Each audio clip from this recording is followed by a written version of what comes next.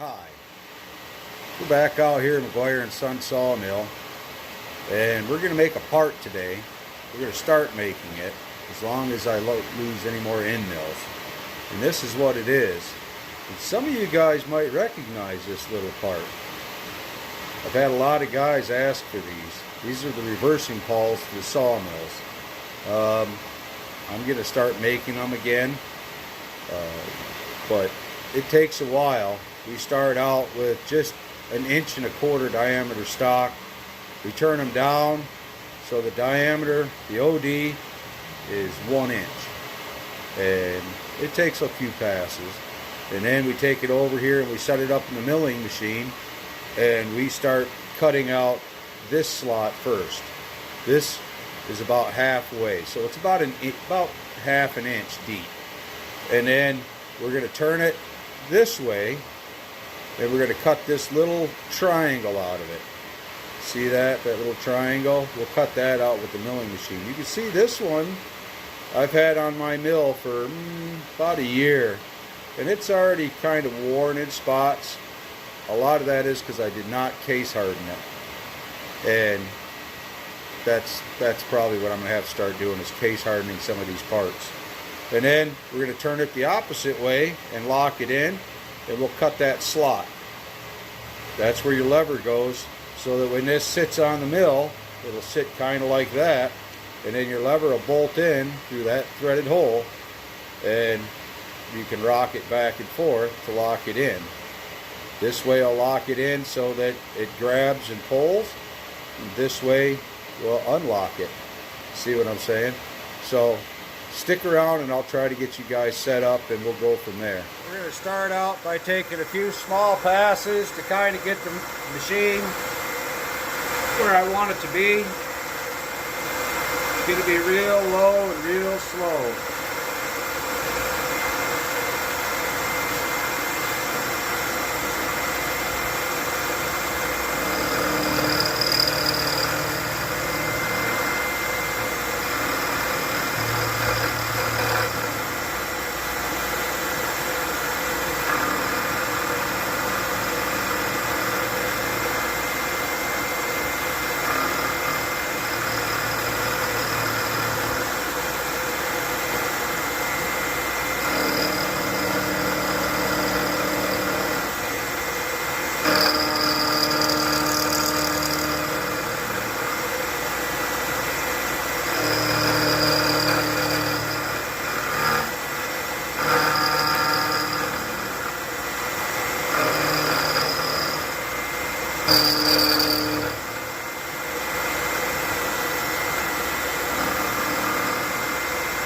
Alright, there's one pass done.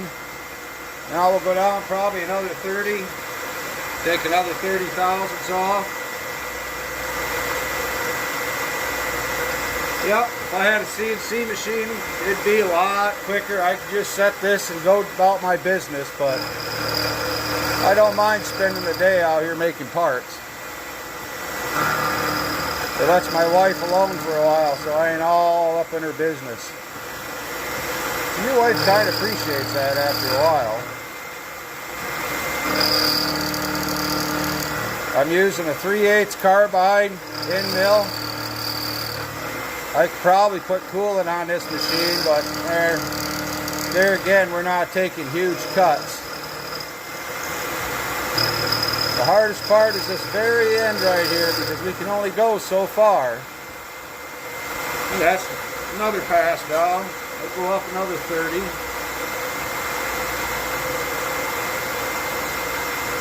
Takes a long time to make one of these, but in the end, at least you know what kind of part you got. You got one that you made out of your material. And I know a lot of guys don't have these fancy milling machines, but you know, you got a friend who's got one, go to his house and learn. Because they're kind of nice when you have a sawmill. You can make your own parts and you ain't got to rely on anybody else to do it. Alright, let's see what we got now. camera kind of fell down. It don't like all this vibration from this mill.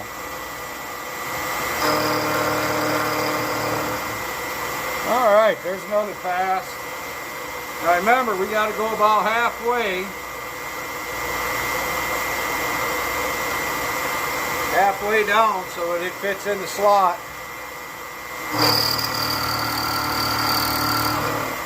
And a good 3/8 end mill helps to make this process a lot quicker. I know you guys probably can't see much, the vibration and everything else. Here, let me move you a little bit. We'll kind of get you down here so you can see. I'm going to hold it, but that don't mean it's going to be any good.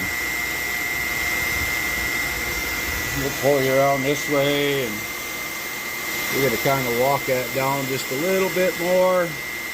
I don't go full width of the bit on every pass. And I know that there's guys like A-Bomb and Mr. Pete. He's probably just cussing me out for something, but that's alright. Never claimed to be a machinist. Claimed to be a jack of all, a master of none. I do just enough to get by. Save myself some money, develop some tools and some talent. It ain't got to be anything special.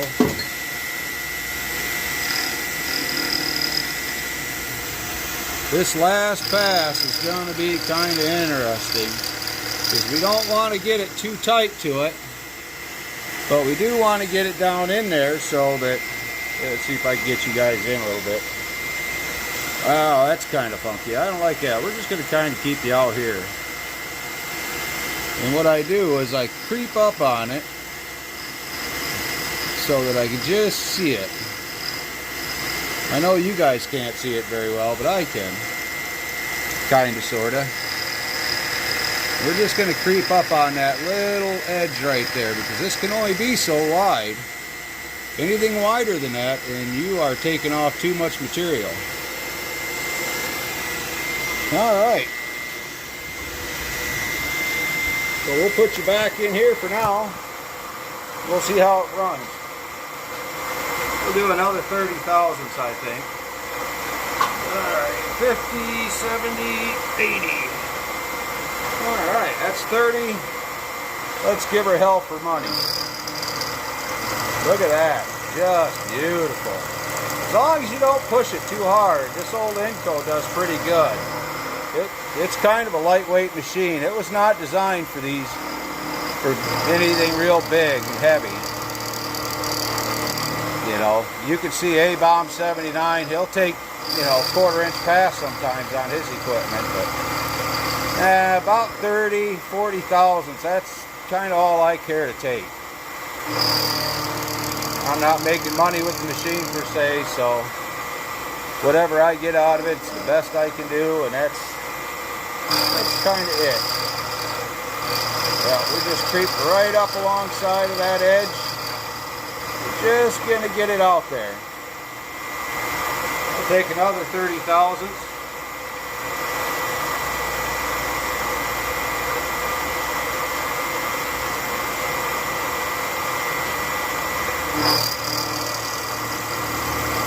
And I know some guys are screaming, oh my God, don't climb mill or don't do this. But, you know, it's alright. As long as you take your time, you ain't in a hurry. You know, if you got to stop because your back has been over this thing and it hurts after a while, that's alright. Go in the house, drink a glass of water, and start all over again in a few minutes.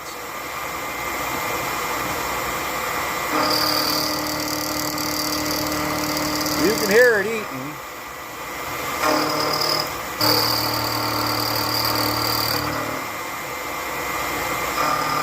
Now we're going to creep right up to that edge. We're going to walk this right down that edge, and we're going to try not to take too much out. We don't want to cut any more out than we absolutely have to make this fit in the machine out there. There's another pass down. Like I said, it don't take long with a good carbide bit. I know a lot of you guys have been asking for parts, and I'm the only one here now, so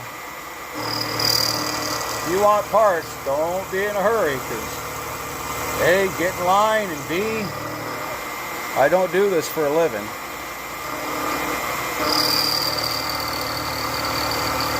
I've always said if a guy needed parts, call P&G Machine Shop down there in Mobile, Alabama. They could probably make you some. You know, or you could probably get a hold of like A-Bomb on here and tell them what you need and kind of send them the old part and send them some dimensions, and he could probably make them for you too if you're in a hurry. I'm never in a hurry. Maybe that's the problem. Look at that. Another pass down. Tell you what, let's try going 35. I hate to on these little 3/8 carbide end mills because that's a lot of torque on them.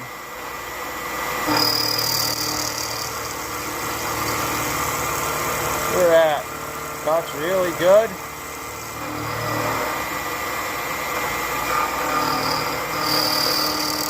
And we'll bring her back the other way and keep working it back and forth.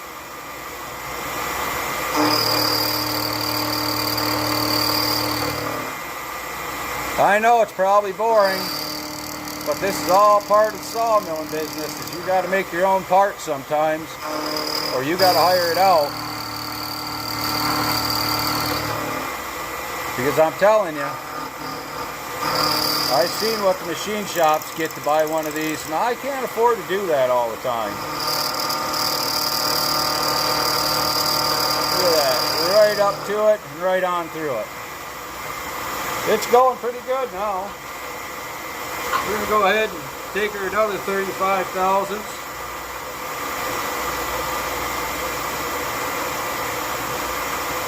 Let's see that.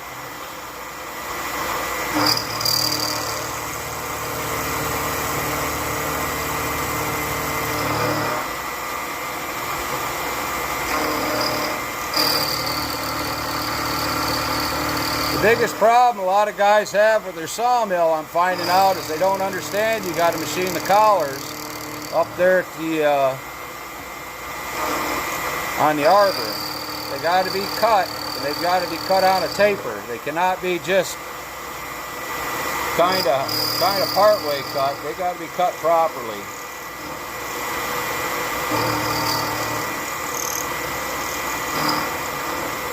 Oop, really cutting that back a little bit.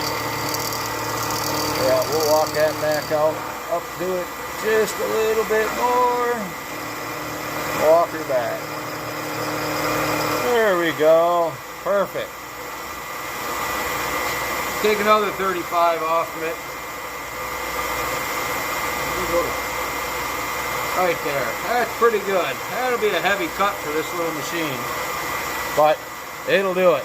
It will do it. Let's see what we got now. Oh, that's pretty.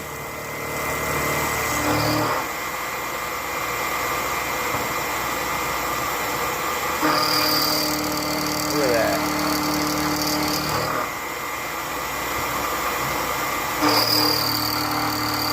So, always remember, once that blade, you start having problems, the first thing to check is your blade, is your sharpness. The second thing is going to be to check your shanks. Make sure everything's clean and seated properly, because you got to seat the shank. If you're just putting it in there, you ain't seating it, it's going to cause a problem. Yeah, that's got a little bit of a lip on it. I'm going to go just a hair back.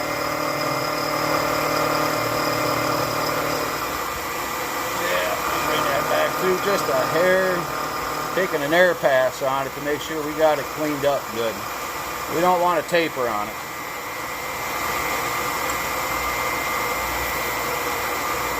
$40 to $75, that's good. And away we go again, gentlemen, ladies. We're going to make this mill sing a little bit today. Make some parts. I know, like I said, a lot of you guys want parts. So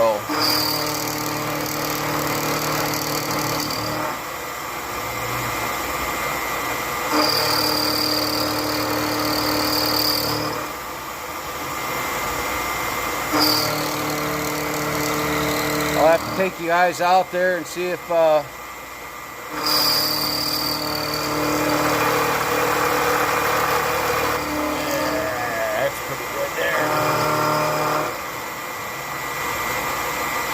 another 35.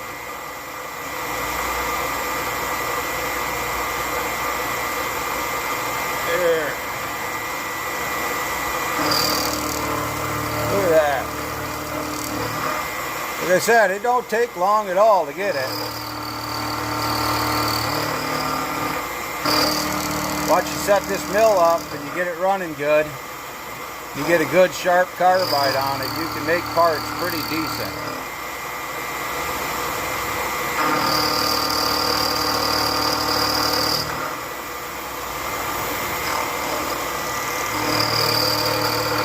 We'll walk that up to that edge.